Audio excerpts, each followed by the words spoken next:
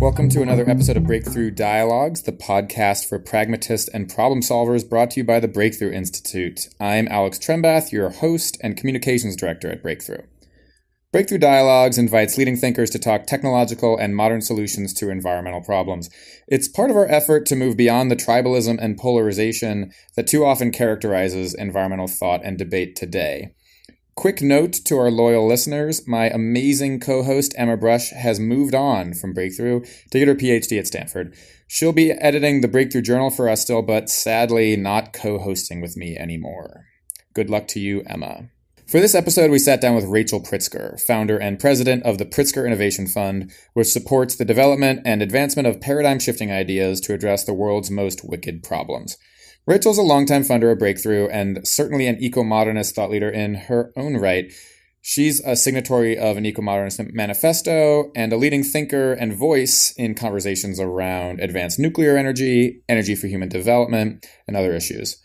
In this episode, we'll talk about Rachel's path to ecomodernism and how big ideas and principles can help overcome partisan ruts and create real change in the world.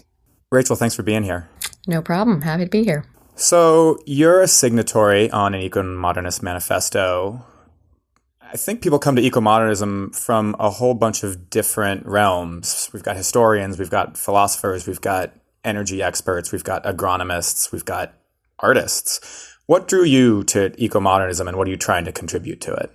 I think the thing that inspires me most about the conversation the manifesto intended to start was around how you create good outcomes for both people and the environment. The idea that human needs and a modern life for humans is always going to be bad for nature is something kind of deeply underlying a lot of traditional environmental thought. And I think offering some ideas about how that may not in fact be the case and some potential solutions to address both the needs of people and the environment is deeply appealing to me because I don't think we should have to choose.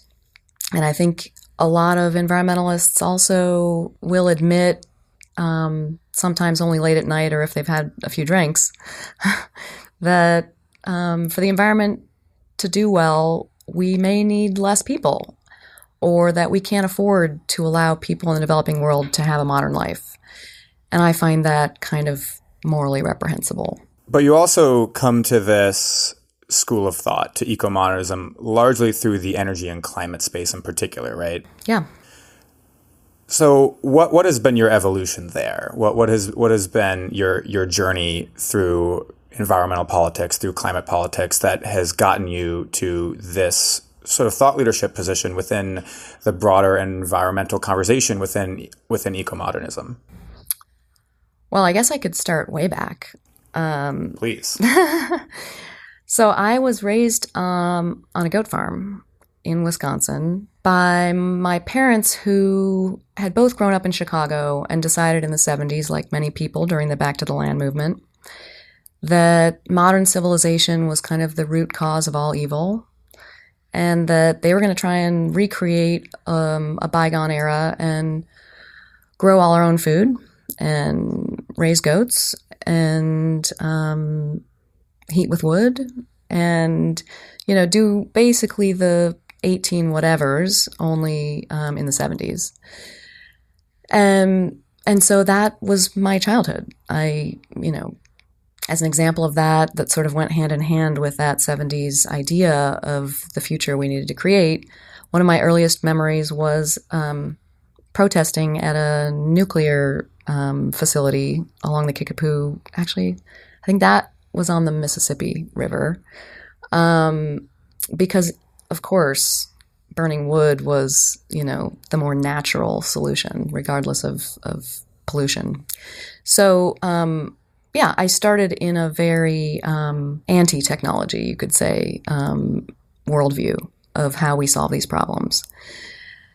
And as an adult, I was not terribly drawn to the environmental movement. I saw ways that I could have impact in other parts of the political discourse. I was initially sort of engaged in progressive politics more through movement building and better media and sort of other avenues in that I thought might have bigger impact. But I will admit I was definitely a partisan and maybe even a bit of a tribal warrior, one might say. And then when I had my daughter, I realized that polarization and, hiding behind our barricades in different political parties wasn't creating the world that I wanted for her. And so, luckily, being a new mom, I had a lot of time to reflect and kind of reassess what I was trying to do in the world. And I realized that looking for the really stuck points in our polarized discourse, where there were new ideas that could help break through some of that locked up ideology, would probably be a better use of my efforts in the world. And that's right around when I first met Michael Schellenberger and Ted Nordhaus, who were in the process of creating the Breakthrough Institute. And we're doing a lot of deep thinking about kind of our underlying assumptions about how we solve climate change and about environmentalism more broadly. And I realized that there might be new ways to think about this stuff, and that maybe these new ways of thinking about these things wouldn't be inherently as polarized. At least that was my hope. What are the kinds of things you're talking about? Well, I think back then, in the early days, the main idea was if you could make clean energy cheap, it would be A, easier to address climate change, but B, less of a political issue. So the idea that we could invest in innovation so that clean energy would be better technology, but also cheaper technology, at the time was kind of a radical idea. And it seemed like a worthy effort to try and depolarize the climate discourse. Do you think that's an example of progress, actually? I think that if you compare, say, the environmentalism that you were raised in rural Wisconsin to maybe dominant environmentalism today, which, coming from the Breakthrough Institute, won't surprise our listeners to learn that I still think has problems. But there has been more, I think, of an embrace of maybe a certain kind of technology, and maybe it's just a narrow band of technologies, solar, wind, and efficiency. But do you think that's progress? Yeah, I do. I definitely think the idea that making clean energy cheap is a good way to help address climate change is no longer a fringe idea. It's definitely, now it took 10 years for it not to be a fringe idea, but, it definitely got into the more mainstream way of thinking, to the point where people are deciding to create new investment vehicles and are thinking they can even make money making clean energy cheap. I'm still not totally convinced that's quite viable yet. Mm-hmm. I think one of the things that worries me right now about philanthropy, but also just wealthy people trying to help climate change, is that they still are inherently suspicious of any intervention that involves government. Right. And particularly here, in kind of the tech community, there's a suspicion in general of nonprofits, I think, and the idea that any real solution has to be a for-profit solution. And I'm still not convinced. I'm certainly convinced that's not the only solution. I think government has tremendous power, both in setting some of the rules of the road, but also if you look, and Breakthrough's done great work on this. If you look at the history of most technologies in the 20th century, a lot of it can be traced back directly to early government funding. So I still am a huge believer in the role of government to help de-risk a space and to help create new technologies. Right. So on that note, I want to get to something that you commented on recently. So Matt Nisbet, who's a researcher, recently published a paper on funding priorities for major environmental philanthropies. And his thesis was essentially looking at over 10 years of data that big environmental philanthropies have focused mostly on a narrow set of technologies, a narrow framing of the climate problem. You and Breakthrough's executive director, Ted Nordhaus, wrote at Inside Philanthropy about this paper. So I wanted to ask you what your thoughts are on sort of where environmental philanthropy is and where you think it's going, where you think it should go. Yeah, I think, like we mentioned earlier, I think environmental philanthropy has moved in some ways in some useful directions, including the idea that to solve climate change, clean energy needs to be cheaper. I think there are a lot of ways in which it still needs to move. And I thought the Matt Nisbet paper showed some of them. I think there's still a lot of groupthink going on in environmental philanthropy.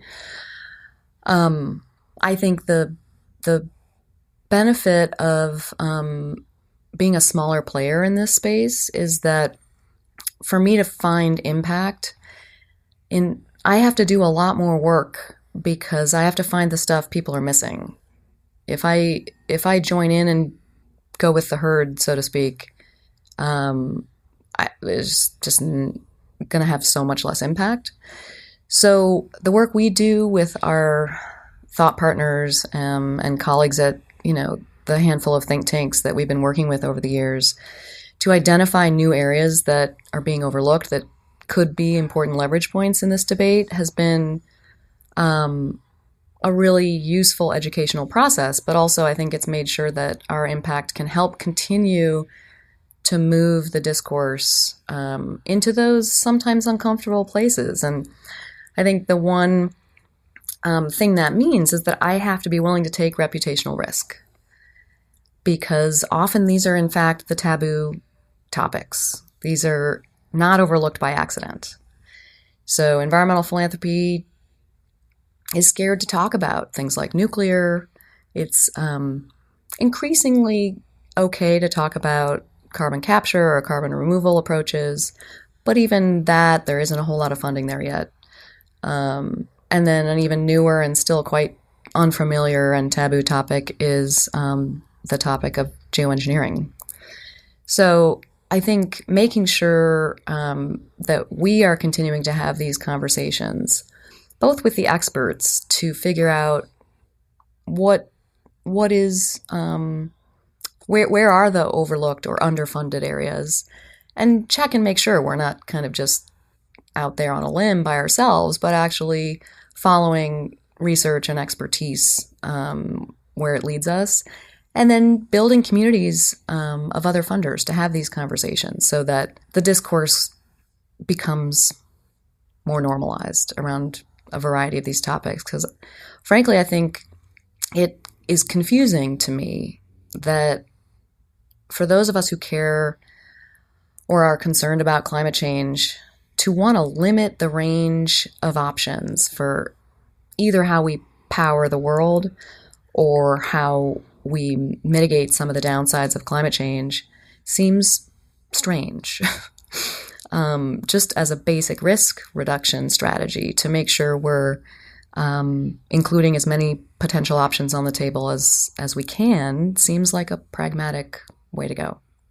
Yeah, so with an eye towards things like energy for human development in emerging economies, with an eye towards things like geoengineering, I wanted to ask you about the advanced nuclear work in particular, because you've been a hugely important and influential figure in that space. Pritzker Innovation Fund has been involved since the beginning. And at least from breakthroughs in my perspective, there's been such a tremendous amount of progress in advanced nuclear, in the technology and in the sort of business side, certainly, but also in the policy side and in the discourse side. So I wanted to ask you what you've learned from that. Why has that been as successful as it's been so far? Has it fallen short anywhere? And what work is there left to do? I think there's still a lot of work to do to make the topic of nuclear more acceptable, or even to make it a topic that people think of when they're thinking about climate change approaches. But I've learned a ton about what can be done to move new ideas and even eventually new policy through the system to help address climate change. I think one of the main things I've learned is that new ideas are often less politically rigid and in some cases offer options for bipartisan action that we didn't know were there until we tried something new. So on the topic of advanced nuclear, most of DC, including even parts of DOE, were not aware this was an emerging sector until we and some of our partners raised the issue.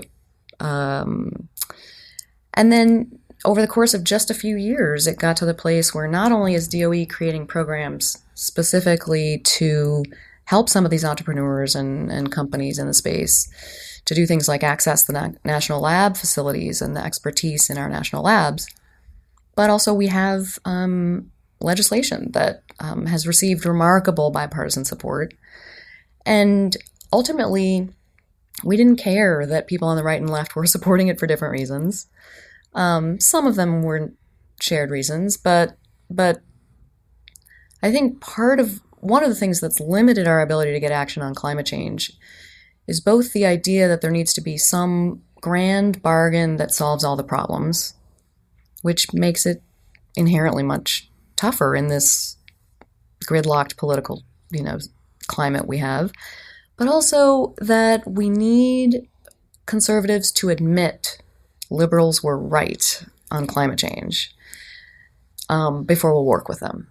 And the example of advanced nuclear is that, honestly, without hitting people over the head about old battles, there are places we can work together already.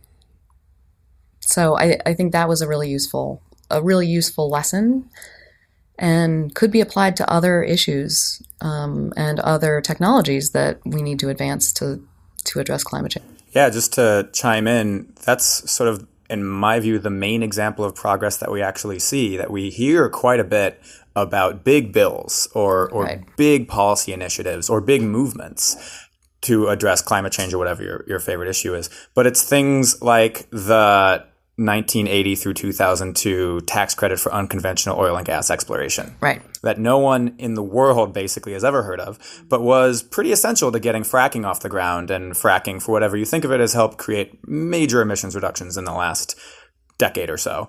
More recently, you have the 45Q and other tax credits for carbon removal that are sort of a niche price on carbon, and a very narrow and very niche technology policy that did not get a lot of fanfare and, relatedly, didn't get any controversy really, but were just passed in the normal doings of an omnibus tax bill, and might in fact be sort of radically impactful. I mean, not to count our chickens before they roost with the carbon capture stuff, but it does seem that those types of policy instruments are sort of more the rule than the exception when it comes to actual emissions reductions. Yeah, I think another thing I notice about those examples is that it didn't take collective action or mass mobilizations in the streets. It was actually kind of a wonky behind-the-scenes thing that wasn't terribly politicized, and that maybe, in fact, it benefited from not being politicized. And I think the more areas we can find like that haven't become gridlocked yet, where there can be movement, the better. So in the last few years, you've also started working on energy in emerging economies, what we at Breakthrough call energy for human development. So what has that work been like? So it's been remarkable for me to discover that even though we talk a lot about climate change and we talk a lot about, alleviating poverty and we have sustainable development goals, these things often don't kind of actually get to the harder questions of what amount and what quality of energy is it going to take to, in fact, lift people out of poverty. And I think either because the development and the climate people don't talk, or because we have this idea that we're going to skip over the hard part of building out energy infrastructure that we did in the developing world and leapfrog, which is the term they love to use, which always kind of pushes my buttons, because we're going to leapfrog to something that we haven't figured out yet, but we're going to expect the world's poorest to figure it out. And I think there is shockingly little discourse, but also remarkably little research on what that pathway actually looks like and how it's going to work. And so, there's a lot of experimentation going on, and to try and figure out an alternate pathway for how to power a modern life and how to power the factories and the hospitals and the schools that people require to live safe, healthy lives. And the people that are paying the price for these experiments are often the world's poorest people. So I have been very interested to improve that discourse and make sure partly that the voices of people in the developing world and their needs are taken more seriously in these conversations, and that the research we're doing actually prioritizes human well-being, and not just a light or a fan, but actually what's the pathway for them out of poverty that actually works for them. Yeah, and this gets back to something that you were saying earlier about a diminishing faith in governments, not just the U.S. government, but in particular governments in emerging economies. I feel like a lot of these proposals, a lot of these visions of leapfrogging or leapfrogging the grid or leapfrogging agricultural modernization, they speak to a real lack of faith in institutions and governments in these emerging economies, as if the solutions can be sort of dropped in from NGOs, from international financial institutions. Or for-profits even. Or for-profits even. Yeah. So the idea that we're going to skip over local governments and sort of drop in a solution to building out energy infrastructure, that may make sense in a place where there's really no functioning government or rule of law, in a place like, Congo. But, that's not the case in all these countries. There are a lot of functional, or at least functional enough to build out infrastructure, governments in these places where they're more in touch with local needs, frankly, than an NGO in Europe or the US. And this is traditionally the role of government. If you look at the history of how we built out energy access in the developed world, we did it through governments. And it's very hard to imagine that this is going to be a for-profit endeavor. Also, looking at historically how this has happened, I think if companies are making good profits, providing power in the developing world to the world's most, poorest people, I am suspicious about it being the most efficient solution. So I think, again, it points to people's inherent suspicion of government as a solution, and it's concerning.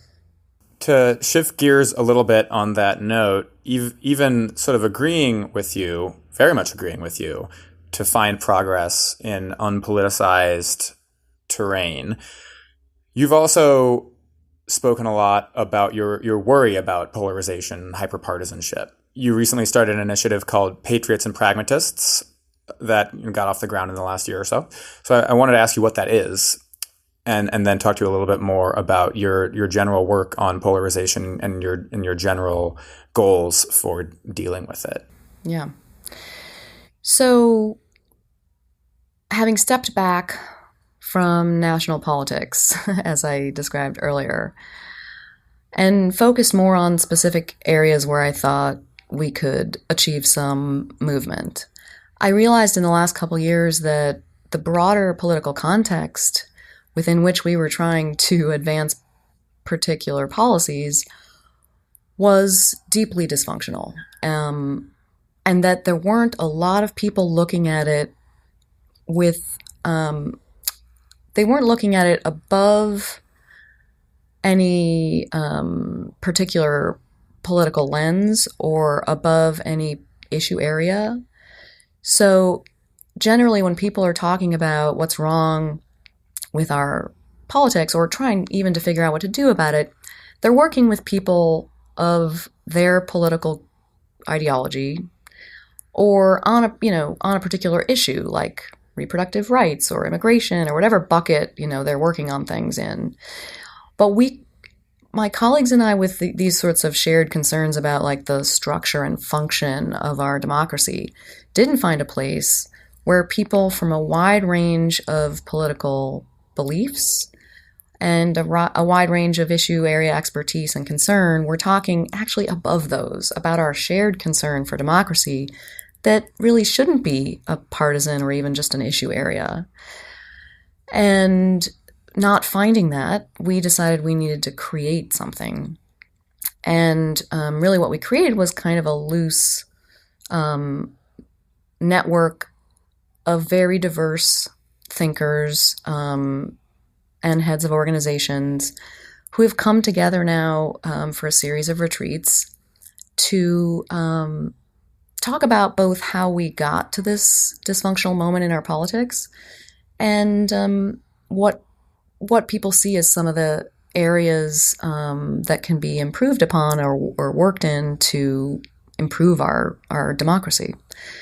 And it's been remarkable to see people from Christian conservatives from Tennessee who are gun rights advocates sit down with folks from the far left and really from everything in between and realize both that they like each other as people, they have remarkably shared concerns.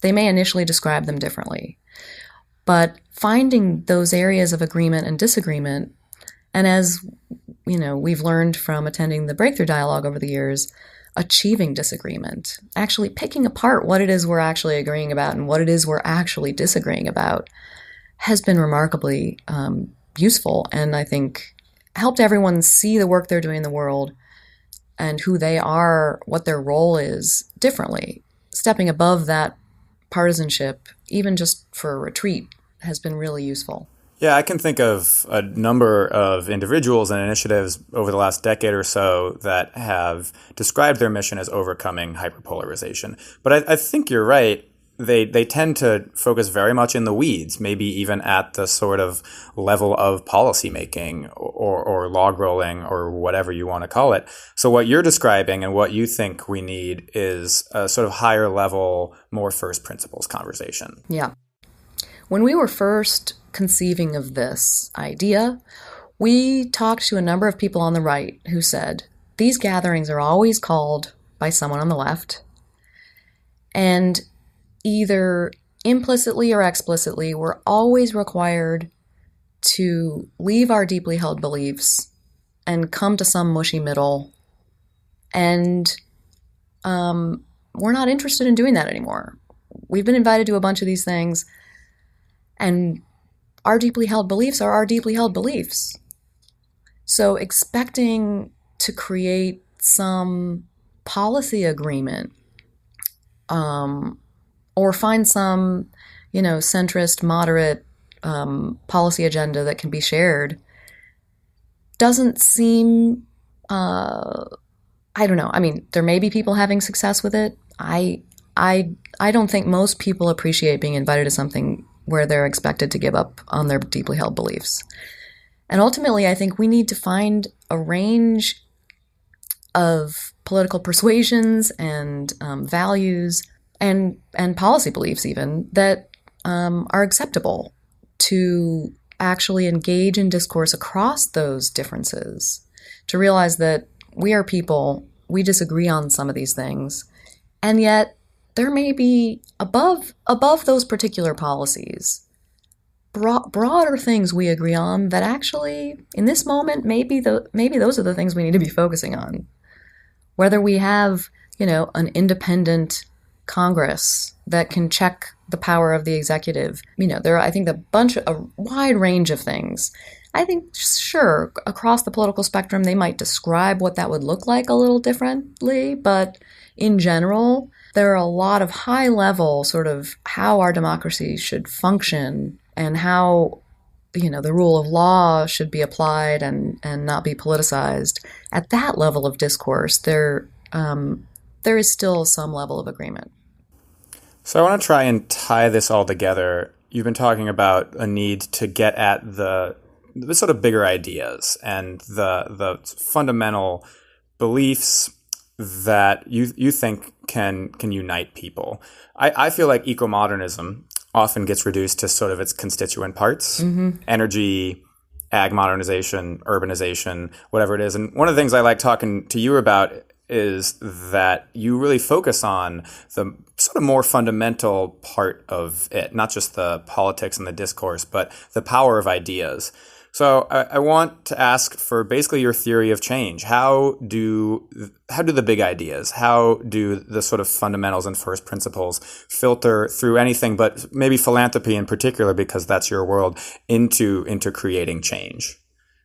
So the first step in what I have come to see as my sort of path to what works in philanthropy is what I think most funders often skip over, and that's the hard work of challenging the conventional wisdom and the underlying assumptions. And most funders just sort of skip to advocating for the solutions that are generally accepted as the most effective ones. And I think by skipping that first step of really questioning, well, really, what's the problem, first of all? Let's actually get clear. And what's the problem under that? And what's the problem under that? And kind of digging down and figuring out what are some of the underlying drivers to the problems we care about. And then let's even challenge the solution set. And let's hear from some thinkers with new solutions or new ideas and challenge those. And take a deep look at the research and the data. And that actually has been the most important step, I think, for me, as a way to identify what I think other people have overlooked or issue areas that aren't receiving enough attention. And then, once I feel like I have a solution that I've identified that addresses a real underlying problem that is overlooked to a degree that I think is problematic, that tends to be the criteria I use. Well, and also that actually has a solution that is both politically and technologically reasonable.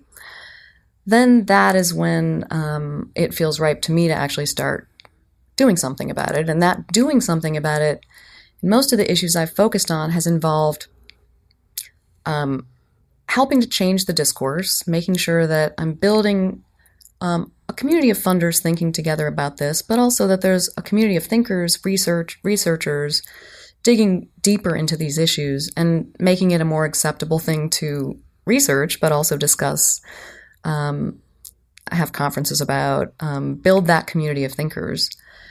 And then because, as I've said a couple of times, I think government is a really important but often overlooked lever, I think moving into the advocacy stage around particular policies that have then been worked out in that community of thinkers and researchers is a tremendously effective way to have a big impact in the world. I see, like I said, the latest thing is to try and do a for-profit solution or a business that's going to make money that's going to solve a problem. But when I think about the scale of the problems we're talking about, and the resources and budgets in federal governments, it becomes hard for me to think how you achieve real lasting impact without engaging with government and without working to leverage some of the resources better within those government budgets that can really, and as we've seen historically, are the way we affect these big changes. Before we close, I want to ask you, in or outside of energy and the environment, about an example of progress that you see in the world today. Well, there's a website by a young researcher at Oxford called Our World in Data. Big fan. Yes, I'm a very big fan. Which shows these remarkably engaging data visualization, just images of ways in which the world is getting better. Because I think this is actually another inherent kind of problematic approach in both environmentalism and in philanthropy, is that we only focus on the problems. And there are examples of progress, whether it's poverty, child, mortality, a variety of ways in which the world is actually getting better. And if we don't actually acknowledge them and then try and, in fact, learn the lessons of how we achieved some of those positive outcomes, I think we're not going to be as effective at applying them to the areas we do still need to improve. To the listeners who are curious about our world and data, I don't think you'll have to scroll too far down Rachel's or my Twitter feeds to find examples of graphs and links to that fantastic website. And on that note, I want to thank Rachel for joining us today. Thanks for listening to another episode of Breakthrough Dialogues. If you like our show, tell your friends, rate us on iTunes, and subscribe on whatever platform you get your podcasts. We want to again thank our guest, Rachel, our producers, Alyssa Kadaman and Tali Perlman. Until next time, I'm Alex Trembath. Thanks for tuning in.